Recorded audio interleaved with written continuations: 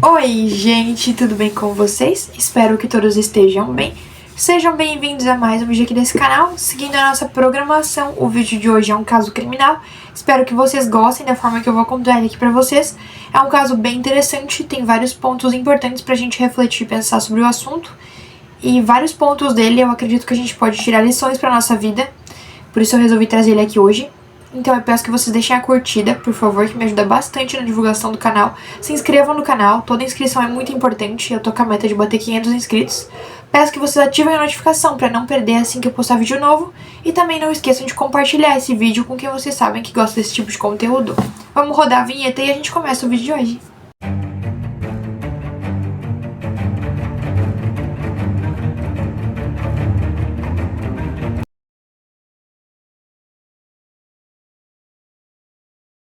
O cenário principal desse caso vai ser a escola base, que ficava localizada no bairro da Aclinação, em São Paulo, e era uma escola especializada em educação infantil. Tudo isso acontece quando dois pais, e quando eu uso esse termo eu quero me referir à figura masculina e à figura feminina, ou seja, a figura de mãe e figura de pai, não só a figura masculina, não quero restringir o termo, só que para que fique bem claro para vocês. Então, dois pais começam a notar comportamentos estranhos nos seus filhos. Eles começam a achar que aquilo ali é indício de que eles estavam sofrendo algum tipo de abuso. Um desses pais, então, começa a fazer perguntas sugestivas à criança. Ele pergunta, então, se alguém tocou nela e se eles tinham feito algo com ela. É complicado porque a partir dessa comunicação sugestiva que aconteceu ali, acaba se podendo ter espaço para uma interpretação errada. O que acontece? Quando a criança, por ter pequena idade, ela tem já uma certa dificuldade em expressar e dizer o que tá sentindo e o que não tá sentindo. Então, quando começaram a ver esses comportamentos estranhos e acharam que era indício de algo, começaram a questionar as crianças, e as crianças não sabiam expressar direito o que estavam sentindo, então acabaram levando aquela resposta deles ali, a reação das crianças, enfim, como se fosse uma confirmação de que elas realmente estavam passando por abusos e que elas realmente estavam sofrendo algum tipo de violência. É complicado essa comunicação sugestiva porque a partir do momento que o pai começa a questionar a criança e a fazer perguntas daquele modo ali que eu já citei pra vocês, que ele fez essas duas perguntas, por exemplo, a criança começa a contar coisas que talvez realmente não tenham acontecido. Ela tem como verdade coisas que na verdade não aconteceram. Isso na psicologia se chama de falsa memória. Então, esse diálogo que o pai vai tendo começa a induzir a criança e a fazer ela pensar que aquilo realmente ocorreu. E aquilo lá, na verdade, nem aconteceu. Às vezes mistura a realidade, e a fantasia. Então, às vezes, realmente pega elementos de coisas que aconteceram e acaba juntando com coisas que não aconteceram. Ou seja, coisas que não são verídicas. E isso é muito perigoso, porque pode levar a uma interpretação muito errada, que pode levar a escalonar algo muito grande. A reação inicial das pessoas, então, obviamente, qual que vocês acham que foi? Foi cair em cima dos acusados, óbvio, Sempre a corda arrebenta pro lado mais fraco. O que acontece? As denúncias, então, começam a surgir, se espalham boatos entre os pais das crianças de que elas estavam passando por abuso dentro da escola. E ninguém verificou a veracidade dessas informações, ninguém foi apurar os fatos. Então, as pessoas realmente não têm nenhum cuidado ao repassar alguma coisa que escutaram, porque eu não vou nem falar que é informação, porque se não tinha base, não tinha fundamento, não tinha argumento, não tinha nada, não era informação, era simplesmente um achismo, um boato, uma possibilidade e uma hipótese, mas não era nada confirmado. Então as pessoas têm que tomar muito cuidado com esse tipo de coisa, porque é muita responsabilidade, você pode ser responsável e culpado por uma consequência muito negativa que pode acontecer na vida de alguém. Você pode literalmente acabar com a vida de alguém por uma informação errada que você vai repassar. Então o que acontece? As denúncias acabam indo parar rapidamente na polícia. Eles começam então uma investigação ali, bem precipitada, bem breve, e os acusados então eles começam a ser revelados, Enfim, se desconfiava de uma professora, o casal de donos da escola e um motorista. O papel da imprensa aqui, então, deveria ser o de apurar os fatos, a veracidade daquilo e verificar as informações para ver se elas são realmente verdadeiras. Mas o papel da imprensa aqui foi simplesmente buscar mais audiência. Então ela estava motivada a ganhar mais audiência, então ela acabou divulgando fotos dos acusados, detalhes e nomes dos funcionários que estavam sendo acusados na escola ali, Então divulgou o nome dos professores, dos proprietários e de todos os envolvidos. Então assim, isso é extremamente perigoso porque além da notícia falsa, divulgou dados, né, e colocou pessoas naquele cenário que não tinham nada a ver com aquilo, né, não tinham cometido aquelas coisas. A mídia e a imprensa, que deveriam fazer o papel de um veículo de comunicação de forma ética e seguir esse papel e fazer ele com rigor, não o fizeram, né, e acabaram divulgando informações sem base nenhuma, o que acabou gerando mais ódio e indignação na população. As consequências imediatas disso tudo, o impacto que isso teve foi direto, né, então óbvio que caiu na escola. O primeiro impacto principal que se tem é a depredação da escola, né, que é o local nos quais esses funcionários trabalhavam. Então as pessoas vandalizaram. A reputação dos envolvidos também foi extremamente manchada e destruída. As pessoas nunca mais tiveram as suas vidas de antes, elas nunca mais foram as mesmas, tanto vida profissional quanto vida pessoal. Então assim, acabou com a reputação. E também, obviamente, manchou a reputação da escola, né, além da reputação dos funcionários. Quando a verdade vem à tona, então se descobre que na verdade não havia acontecido abuso nenhum.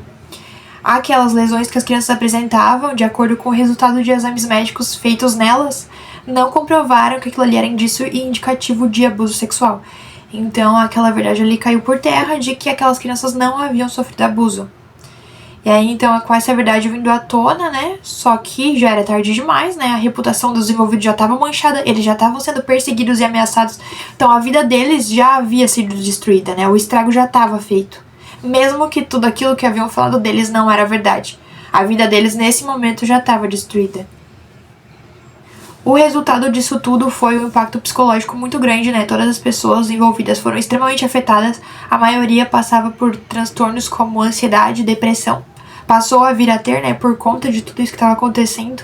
Aconteceu também prejuízo financeiro muito grande, porque a escola acabou sendo fechada e isso acabou com a renda e sustento de várias famílias. Então foram pontos bem complicados e isso virou a vida deles de cabeça para baixo, de todos os envolvidos e acusados. Algumas lições que esse caso ensinou pra gente é a de que a investigação deve ser feita de forma completa e imparcial, então ela deve ser feita com todas as informações e maiores detalhes possíveis, para que se consiga concluir algo, né? Então ela deve ser feita da forma mais ética possível. A mídia também, ela foi muito importante nesse caso, né? No caso de uma forma negativa, porque o papel da mídia ele é fundamental e ela deveria agir com muito mais ética e rigor nas suas postagens, nas suas declarações. Ela tem que tomar muito cuidado com o tipo de informação que ela veicula, porque ela tem um papel muito importante na sociedade e uma influência muito grande. Então também é muito importante que se tome cuidado com isso. Outra coisa que tem que tomar cuidado também é com o depoimento de crianças. Quando vai se tomar o depoimento de uma criança, deve-se tomar cuidado para não fazer uma comunicação muito sugestiva, porque isso pode fazer a criança vir a dizer algo que não aconteceu, como se fosse verdade. Então ela vai criar uma realidade na cabeça dela, porque a cabeça dela é muito mais lúdica e imaginária do que a nossa. Ela vai criar uma realidade e vai dizer que aquilo ali é verdade. E muitas vezes não é. Não aconteceu nada daquilo, mas a cabeça dela, pela forma que o diálogo está sendo conduzido, ela pensa dessa forma. Por isso que até tem bastante especialistas, né, voltados para se comunicar com as crianças, então vários profissionais especializados com uma conduta e abordagem específicas para esse tipo de público para poder arrancar as informações com maior precisão. Outra coisa então é que a gente não pode tomar nada como verdade sem verificar a fonte e a veracidade daquelas informações, a veracidade daqueles fatos. Então eu não posso simplesmente só acreditar que aquilo ali é verdade, eu tenho que ir na fonte buscar saber se tem base, se tem argumento para realmente ver se aquilo ali é verdade ou não. Isso é outra coisa muito importante da gente pontuar. Esse caso faz a gente refletir em bastante pontos, principalmente no papel da mídia, na responsabilidade que a mídia teve. Ele poderia ter tido um desfecho muito pior, esse caso. Tem vários casos que o final a gente sabe qual é linchamento, é justiça com as próprias mãos, feita pela população. Então, assim, poderia ter sido muito pior. Não que o estrago já não tenha sido grande e catastrófico. Foi enorme, porque a vida dessas pessoas envolvidas e acusadas nunca mais foi a mesma. Algumas obras baseadas no caso. Escola Base, onde e como estão os protagonistas do maior crime da imprensa brasileira. O autor é Emílio Coutinho. Esse livro narra o sofrimento de um dos envolvidos, os erros da investigação e o papel devastador que a mídia teve nesse caso. Tem também o caso Escola Base, os abusos da imprensa, autor Alex Ribeiro. Ele aborda e analisa criticamente o papel da imprensa e como a cobertura irresponsável que eles fizeram transformou um caso sem provas em um escândalo de repercussão nacional.